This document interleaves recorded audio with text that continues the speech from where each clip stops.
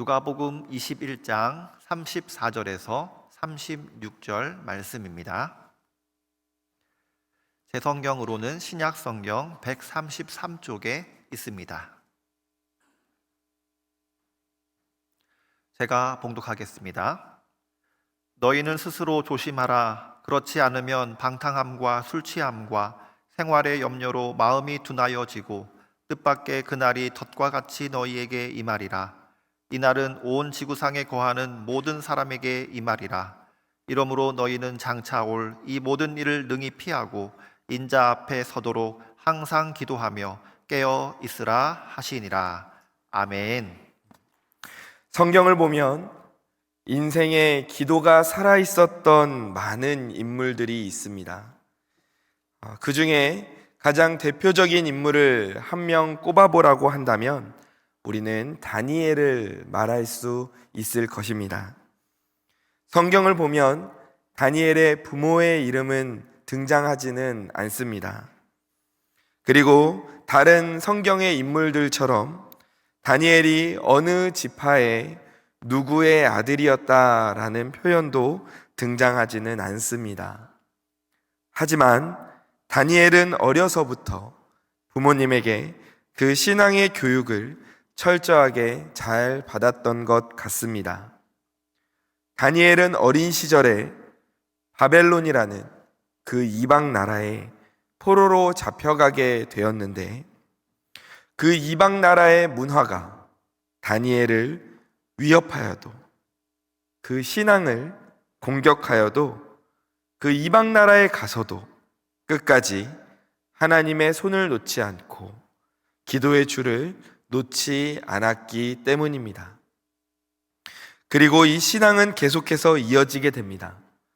다니엘 6장 10절을 보면 이렇게 기록되어 있습니다. 다니엘이 이 조서에 왕의 도장이 찍힌 것을 알고도 자기 집에 돌아가서는 윗방에 올라가 예루살렘으로 향한 창문을 열고 전에 하던 대로 하루 3번씩 무릎을 꿇고 기도하며 그의 하나님께 감사하였더라. 아멘. 다니엘이 바벨론에서 이제 고위 공무원으로서 왕의 최측근으로서 일하고 있을 때입니다. 그런데 그 다니엘을 보면서 시기하고 질투하는 사람들이 있었습니다.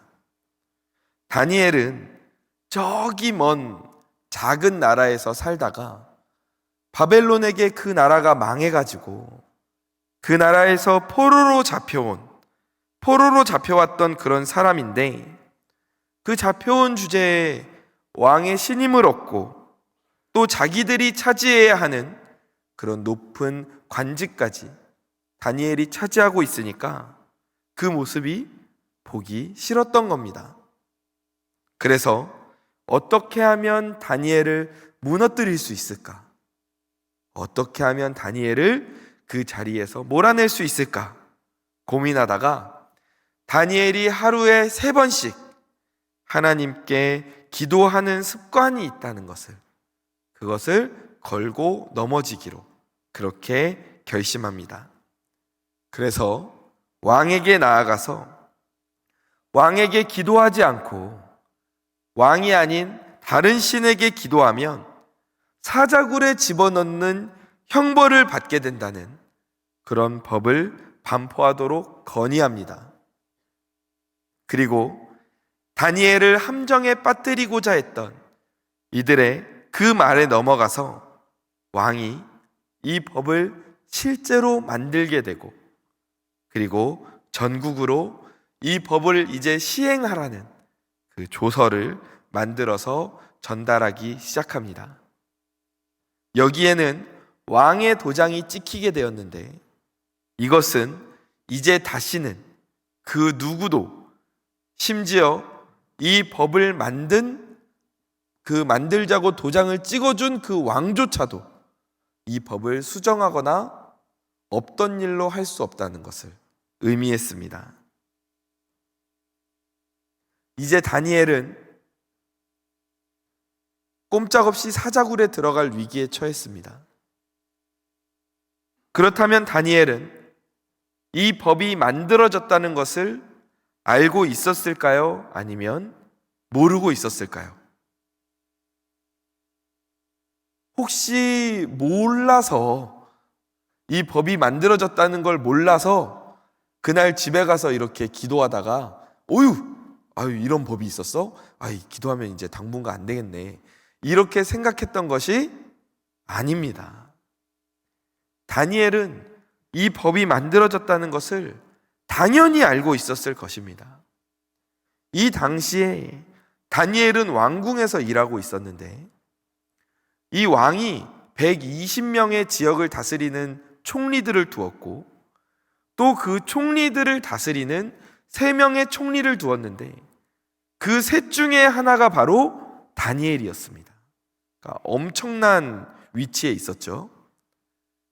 그런데 이 왕이 다니엘이 너무 마음에 들어서 그 3명 중에 1명이 아니라 이제 다니엘을 전국을 다 다스리는 그런 총리로 세워야겠다, 이렇게 마음속으로 생각하고 있었을 때가 바로 이 때입니다. 그러니까 다니엘이 그 정도로 높은 위치에 있는데, 이러한 온 나라에 퍼지는 이 법이 제정되었다는 것을 모를 수가 없습니다. 그러면 그 마음 가운데 고민이 들 수도 있습니다. 걱정스러운 마음이 생길 수도 있습니다. 듣자 하니까 30일 동안 이 법이 반포된다는데, 그러면 한 달만 눈 딱 감고 기도하는 걸 좀 멈춰볼까? 이런 생각이 들 수도 있습니다. 그러나 다니엘은 어떻게 하였습니까? 다시 한번 다니엘 6장 10절 말씀을 다시 한번 읽어보도록 하겠습니다. 다니엘이 이 조서에 왕의 도장이 찍힌 것을 알고도 자기 집에 돌아가서는 윗방에 올라가 예루살렘으로 향한 창문을 열고 전에 하던 대로 하루 3번씩 무릎을 꿇고 기도하며 그의 하나님께 감사하였더라. 아멘. 다니엘은 이 조서에 왕의 도장이 찍힌 것을 알고도 이제 이 법을 이 땅의 그 어느 누구도 취소할 수 없다는 것을 알면서도 집으로 돌아가서 창문을 열고 전에 하던 대로, 매일 하던 대로 하루 3번씩 무릎을 꿇고 기도했습니다. 원망의 기도를 한 것이 아닙니다. 왜 이런 상황을 주시냐고 불평한 것도 아닙니다. 하나님께 감사의 기도를 드렸습니다. 전에 하던 대로, 어릴 때부터 지금까지 계속해서 해오던 대로 그렇게 다니엘은 하나님께 기도하며 나아갔던 것입니다. 사실 우리 삶에 어려운 문제가 생길 때에는 하나님께 기도하며 나아가게 됩니다. 의지할 분은 하나님밖에 없구나 우리가 깨닫게 됩니다. 그런데 문제가 없이 평안한 삶을 살게 될 때에는 어떻습니까? 오히려 평안할 때에 하나님께 감사해야 하는데, 우리가 살만하다 싶으면 마음이 느슨해지고 그리고 기도의 줄이 혹시 끊어지지는 않습니까? 그러나 다니엘은 포로로 잡혀갔을 때에도, 그리고 나라를 다스리는 총리가 되었을 때에도 변하지 않고 그 기도가 살아있었던 그 사람이 바로 다니엘이었습니다. 결국 다니엘은 이 왕조차 취소하지 못하는 이 법으로 인해서 사자굴에 들어가게 되었습니다. 그러나 그 사자굴 안에서 어떠한 일이 일어났습니까? 다니엘 6장 22절 말씀입니다. 함께 읽어보겠습니다. 나의 하나님이 이미 그의 천사를 보내어 사자들의 입을 봉하셨으므로 사자들이 나를 상해하지 못하였사오니 이는 나의 무죄함이 그 앞에 명백함이오며 또 왕이여 나는 왕에게도 해를 끼치지 아니하였나이다 하니라. 아멘. 그 사자굴에 잡혀 들어가서 꼼짝없이 죽게 될 줄 알았는데 하나님께서 천사들을 보내서 그 사자들의 입을 막아버리셨습니다. 그렇게 하룻밤을 보냈는데도 다니엘은 다친 곳 하나 없이, 물린 곳 하나 없이, 긁힌 곳 하나 없이 멀쩡했습니다. 이것을 보고 왕이 다니엘을 건져내고 그 사자굴에 다니엘을 모함했던 사람들을 던져넣습니다. 그리고 온 나라에 다시 한번 조서를 내립니다. 무엇이라고 내립니까? 다니엘 6장 26절에서 27절 말씀입니다. 내가 이제 조서를 내리노라. 내 나라 관할 아래에 있는 사람들은 다 다니엘의 하나님 앞에서 떨며 두려워할지니 그는 살아계시는 하나님이시요 영원히 변하지 않으시리시며 그의 나라는 멸망하지 아니할 것이요 그의 권세는 무궁할 것이며 그는 구원도 하시며 건져내기도 하시며 하늘에서든지 땅에서든지 이적과 기사를 행하시는 이로써 다니엘을 구원하여 사자의 입에서 벗어나게 하셨음이라 하였더라. 아멘. 지금 하나님에 대해서 이렇게 하나님의 이름을 높이며 고백하는 이 고백이 다니엘의 고백이 아닙니다. 지금 이 고백을 누가 하고 있습니까? 이방 나라의 왕이 하나님에 대해서 이렇게 고백하고 있습니다. 자기 자신에게 기도하지 않고 다른 신들에게 기도하며 사자굴에 던져넣겠다는 그 법을 만들었던 그 왕이 지금 하나님의 이름을 이렇게 높이고 찬양하고 있습니다. 정말 놀랍지 않습니까? 사랑하는 성도 여러분, 이처럼 기도하는 사람은 망하지 않는 줄 믿습니다. 우리가 인생을 살다 보면 얼마나 기가 막힌 일들을 당할 때가 있습니까? 하루아침에 사자굴에 들어가게 된 이 다니엘처럼 우리도 말도 안 되는 일을 겪을 때가 있습니다. 어떨 때는 선의를 가지고 믿었던 사람에게 배신을 당할 때도 있습니다. 또 어떨 때는 올바른 일을 행한다는 이유로 모함을 당할 때도 있습니다. 하지만 그러한 일들 가운데에서도, 그러한 어려운 상황 가운데에서도 우리는 다니엘처럼 기도의 줄을 놓치지 말아야 할 줄 믿습니다. 기도하는 사람은 다니엘을 사자굴에서 지켜주신 것처럼 인생의 위기 속에서도 하나님께서 반드시 지켜주심을 믿으시기 바랍니다. 아멘. 사실 다니엘이 이렇게 기도한다는 것이 보통 배짱 아니다, 이렇게 보이기도 합니다. 날 때부터 겁이 없었나? 이런 생각이 들기도 합니다. 그런데 다니엘이 이렇게 기도의 능력을 믿고 담대하게 나아갈 수 있었던 이유가 있었습니다. 바로 어릴 때부터 다니엘은 기도의 능력, 기도할 때 하나님께서 일하신다는 것을 그 인생에서 체험했기 때문입니다. 이 다니엘이 사자굴에 들어가게 된 이 위기의 순간에서 시간을 많이 앞으로 당겨서 다니엘 1장 20절을 보면 이렇게 기록되어 있습니다. 왕이 그들에게 모든 일을 묻는 중에 그 지혜와 총명이 온 나라 박수와 술객보다 10배나 나은 줄을 아니라. 다니엘은 어린 시절에 바벨론에 포로로 잡혀갑니다. 그런데 그 포로 중에 바벨론은 똑똑한 아이들을, 영재들을 따로 뽑아서 바벨론의 지식을 가르치고 장차 바벨론의 일꾼으로 쓰려는 그런 육성 계획을 세우게 됩니다.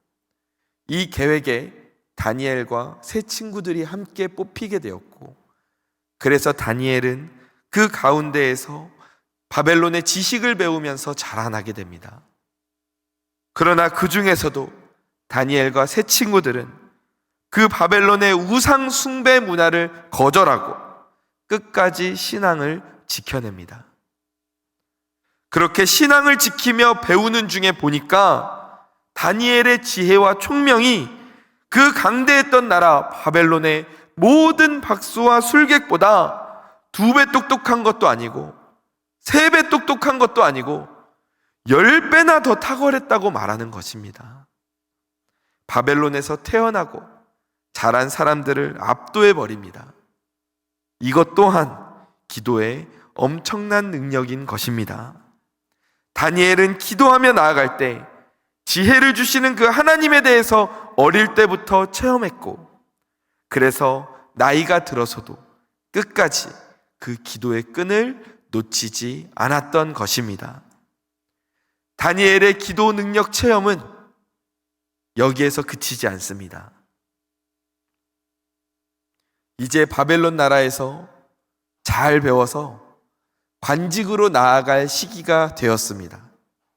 그런데 그 당시의 왕이었던 느부갓네살 왕이 하루는 꿈을 꿉니다. 그런데 이 꿈이 너무 이상합니다. 꿈을 꾸고 나서도 뒤숭숭합니다. 그래서 그래, 우리나라에 지혜 있는 사람들을 불러다가 이 꿈이 어떤 꿈인지를 해석하게 해야겠다, 이 생각을 하게 됩니다. 그리고 왕궁으로 지혜자들을 불러 모으기 시작하는데, 글쎄 이 왕이 꿈을 해석하라고 말하면서 자기가 무슨 꿈을 꿨는지를 말해주질 않습니다.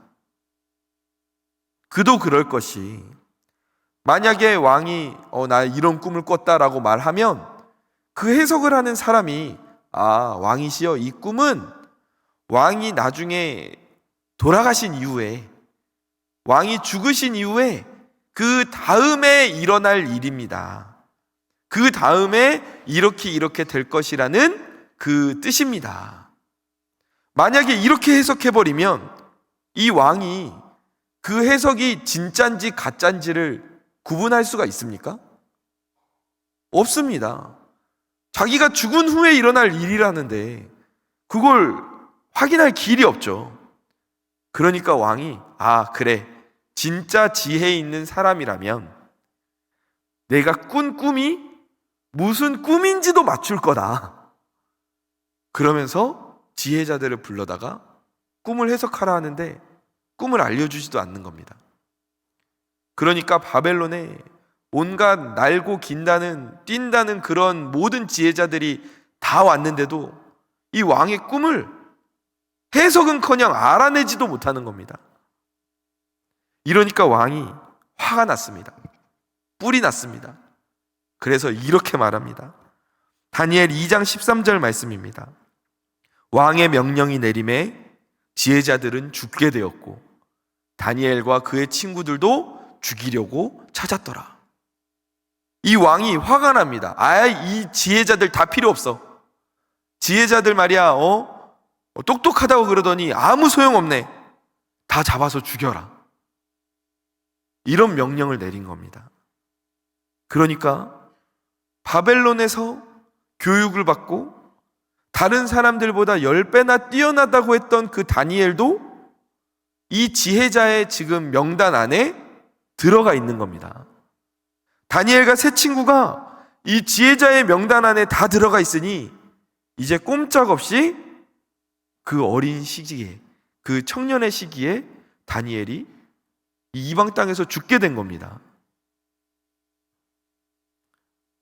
이때 다니엘이 어떻게 하였습니까? 다니엘 2장 18절 말씀입니다.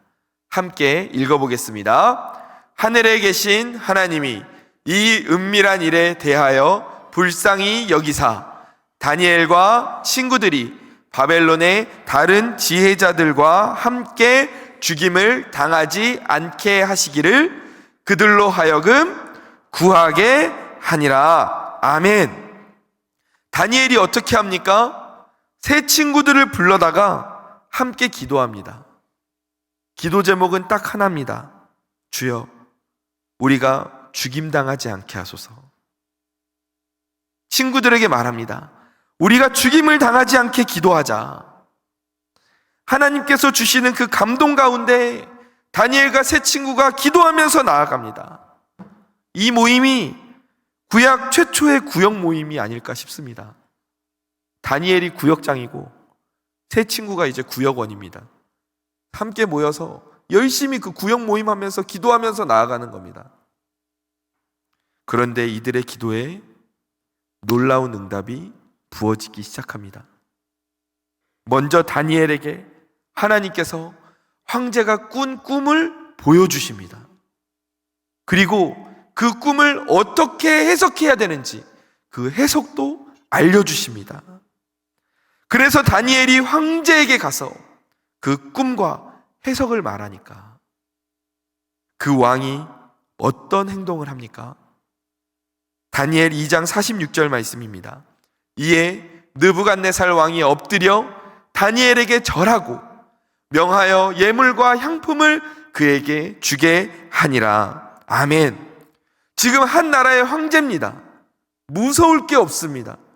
지금으로 치자면 미국 대통령보다 더 큰 힘을 갖고 있는 사람입니다. 이 왕이 말하는 게 곧 법이 되니까요. 지금 지혜자들 다 죽여라 하니까 다 죽을 위기에 처하지 않습니까? 그 정도로 힘이 있는 그 황제가, 그 왕이 다니엘에게 감사 인사하는 것도 아니고 땅에 아예 엎드려서 절을 했다고 말합니다. 그리고 예물과 향품을 다니엘에게 주게 합니다. 이걸 보면서 다니엘이 기도의 능력을 체험하는 겁니다. 내가 하나님께 기도했더니 하나님이 내가 알지 못했던 이 왕의 꿈도 알려주시고 그리고 이 왕의 꿈의 해석도 알려주셨네. 정말 그 꿈과 해석이 맞았네. 다니엘이 그 기도의 능력을 체험하는 겁니다. 그렇다면 다니엘이 왜 다니엘서에 이 사건을 기록했을까요? 자신이 바벨론 황제에게도 절받은 사람이라는 것을 자랑하고 싶어서 그래서 이 내용을 적었을까요? 그렇지 않습니다. 다니엘은 자신들을 죽이려고 밀려오는 그 바벨론의 파도 앞에서 이 위기의 답은 하나님이시다. 이 위기의 답은 기도다. 이것을 깨달았습니다. 그리고 기도의 자리로 나아갔을 때 다니엘과 친구들의 목숨도 구하게 되고 황제도 그 앞에 엎드려 절하는 그 모습을 다니엘이 목격하게 된 것입니다. 그래서 우리에게도 이것을 보여주는 것입니다. 지금 이 이야기를 간증하고 있는 것입니다. 여러분, 기도가 답인 줄 믿습니다. 기도의 능력이 있음을 믿습니다. 다니엘은 지금 이 시대를 살아가는 우리들에게 자신의 삶을 통해 이 기도의 능력이 있음을, 기도가 답임을 간증하고 있는 줄 믿습니다. 다니엘의 기도 체험이 여기에서 끝나지 않습니다. 다니엘서 2장 47절 말씀입니다. 함께 읽겠습니다. 왕이 대답하여 다니엘에게 이르되 너희 하나님은 참으로 모든 신들의 신이시요 모든 왕의 주제시로다. 내가 능히 이 은밀한 것을 나타내었으니 내 하나님은 또 은밀한 것을 나타내시는 이시로다. 아멘. 지금 바벨론 황제의 입에서 하나님이 진짜 신이다, 하나님이 정말 위대하시다라는 그 고백이 드려지고 있습니다. 이 말을 듣고 있는 다니엘 마음이 얼마나 행복했겠습니까?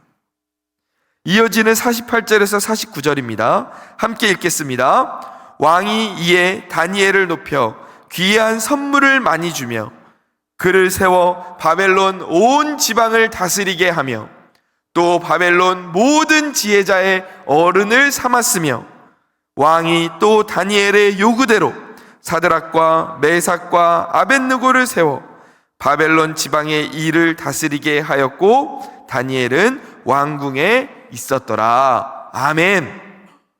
왕이 다니엘을 높여서 많은 선물을 줍니다. 그리고 바벨론의 온 지방을 다스리게 합니다. 모든 지혜자들의 어른을 삼습니다.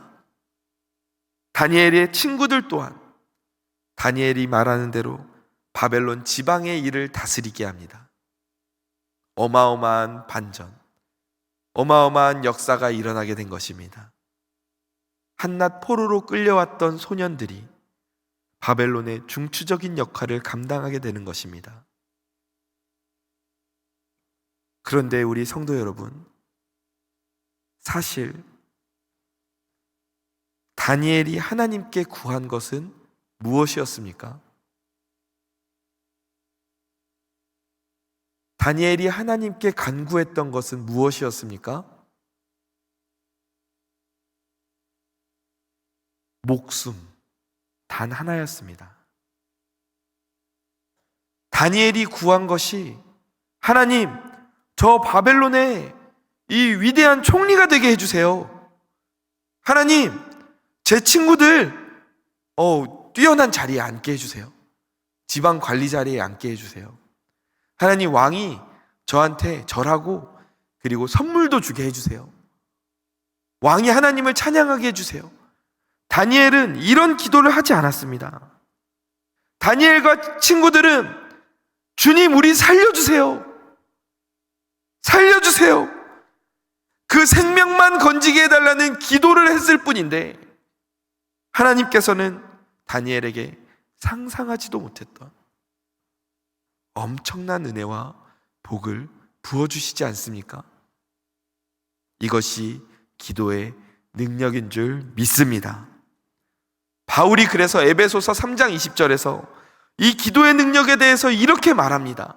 함께 읽어보겠습니다. 우리 가운데서 역사하시는 능력대로 우리가 구하거나 생각하는 모든 것에 더 넘치도록 능히 하실 이에게 아멘. 우리 하나님은 어떤 분이십니까? 우리가 구하거나 생각하는 것 이상으로 넘치도록 당신의 능력을 통해 허락하시고 부어주시는 분임을 믿으시기 바랍니다. 다니엘처럼 하나님께 구함으로, 하나님께 구하며 나아감으로, 기도함으로 넘치는 은혜를 받는 저와 성도님들이 되시기를 주님의 이름으로 간절히 축원합니다. 아멘. 사랑하는 성도 여러분, 이렇게 다니엘은 어릴 때부터 기도의 능력이 있구나, 이것을 배웠고 체험했습니다. 그래서 바벨론으로 잡혀간 상황에서도 끝까지 신앙을 놓치지 않았고 하나님이 주시는 지혜로 말미암아 생명만 구했는데 그 나라의 높은 관직까지 얻게 되는 그 복을 받게 되었습니다. 이렇게 다니엘이 어릴 때부터 기도의 능력을 체험했으니 사자굴에 들어가는 게 위기로 보였겠습니까? 그 목숨까지도 하나님이 건져주셨는데 목숨을 뛰어넘어 엄청난 복을 허락하시는 그 하나님의 기도의 능력을 우리가 보게 되었는데 다니엘이 사자굴에 들어가는 게 무서웠겠습니까? 다니엘은 사자굴에 들어가는 이 법을 만들어지고 나서 사실 대응할 수 있는 방법이 여러 가지가 있었습니다. 왕에게 나아가서 억울함을 호소할 수도 있었습니다. 또는 자신을 모함하는 이들을 고발할 수도 있었습니다. 아니면 자신의 정치적 위치를 활용해서 힘싸움을 할 수도 있었습니다. 하지만 다니엘은 이렇게 생각했습니다. 기도할 때 하나님께서 내가 생각하는 것 이상으로 일하시니까 그 하나님께서 내가 기도하면 나를 지켜주실 것이다. 아멘. 언제나 그랬듯이 내가 지금 이 인생의 위기 가운데에서 할 수 있는 가장 적극적인 대응, 가장 지혜로운 행동은 바로 기도이다. 아멘. 아멘. 다니엘은 이것을 믿고 있었습니다. 이것을 알고 있었습니다. 이것이 다니엘의 마음이었고 그리고 인생의 고백이었던 것입니다. 이 다니엘의 고백이 저와 성도님들의 고백이 되기를 주님의 이름으로 간절히 축원합니다. 아멘. 이렇게 기도의 능력이 필요한 것, 비단 다니엘뿐만이 아닙니다. 지금 이 시대를 살아가고 있는 저와 우리 성도님들에게도 이 기도의 능력이 필요하지 않습니까? 왜냐하면 다니엘을 무너뜨리려고 했던 그 공격처럼 저와 성도님들과 이 교회를 무너뜨리려고 덤벼드는 사탄의 공격이 오늘도 거세기 때문입니다. 그래서 주님께서는 오늘 본문에서 저희들에게 이렇게 당부하셨습니다.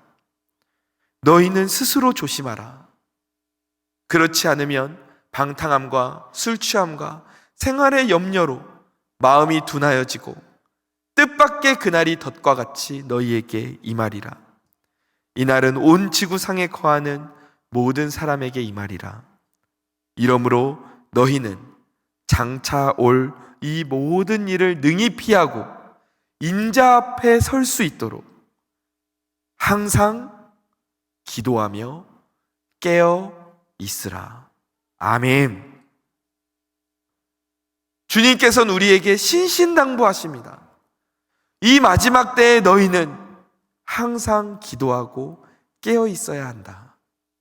아멘. 인생의 문제 앞에서 우리는 많은 선택을 할 수 있습니다. 여러 방법에 기댈 수도 있습니다. 그러나 우리도 한 번쯤은 해보았듯이 그 모든 방법이 우리에게 원하는 결과를 가져다 주지도 않습니다.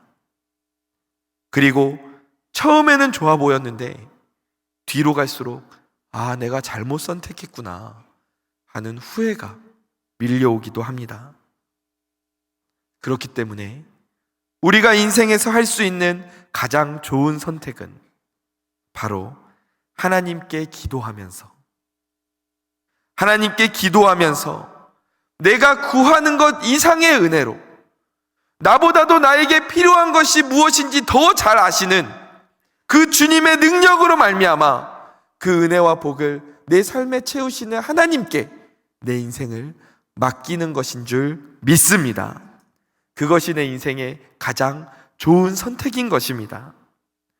우리 인생은 돈으로 지키는 것이 아닙니다. 내 인생은 명예나 권력이나 인간관계로 지킬 수 있는 것이 아닙니다.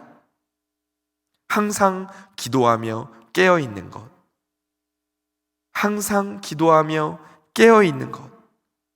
이것이 나의 삶을, 우리의 삶을 사탄의 공격으로부터 지키는 가장 최고의 방법임을 기억하시고 믿으시기 바랍니다. 아멘. 사랑하는 성도 여러분, 오늘 본문을 보면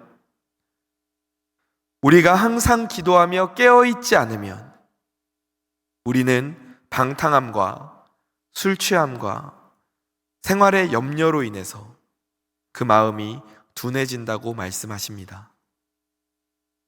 그리고 그 사탄의 공격에 떠밀려가서 우리가 장차 하나님 앞에, 인자 앞에 서게 될 그날에 우리가 복을 받지 못한다고 말씀하십니다.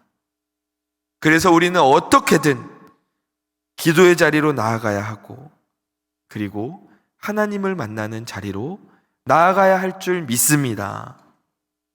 이 3월에 하나님께서 우리를 위해서 은혜와 복의 잔치상을 아주 성대하게 마련해 주셨습니다. 오늘 주일 오후 예배부터 수요일 저녁까지 우리 박순애 전도사님을 모시고 신년 부흥회가 진행됩니다. 너무 귀한 강사님을 모신 자리이고 또 정말 오랜만에 우리가 이 부흥회를 함께 준비했습니다. 이 부흥회 시간을 통해 하나님께서 우리에게 기도의 응답을 허락하실 줄 믿습니다.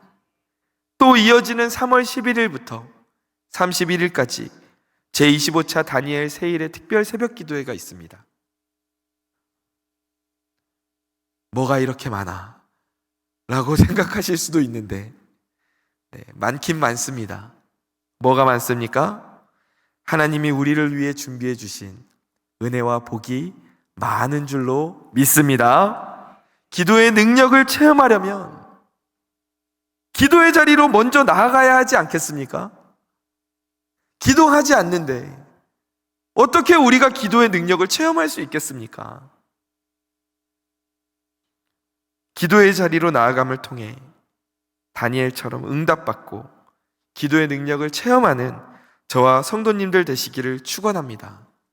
이번 신년 기도회, 신년 부흥회, 그리고 다니엘 세일의 기도회를 통해서 정말 한 분도 빠짐없이 나오셔서 우리 성도님들, 하나님께서 우리를 위해 준비해 주신 이 멋진 하나님의 복, 이 하나님의 잔치상을 누리시기를 주님의 이름으로 축원합니다. 항상 기도하며 깨어있음을 통해 이 마지막 때에 하나님과 함께 승리하는 저와 성도님들 되시기를 주님의 이름으로 축원합니다. 아멘. 사랑이 많으신 하나님, 오늘 우리에게 주시는 은혜가 큽니다.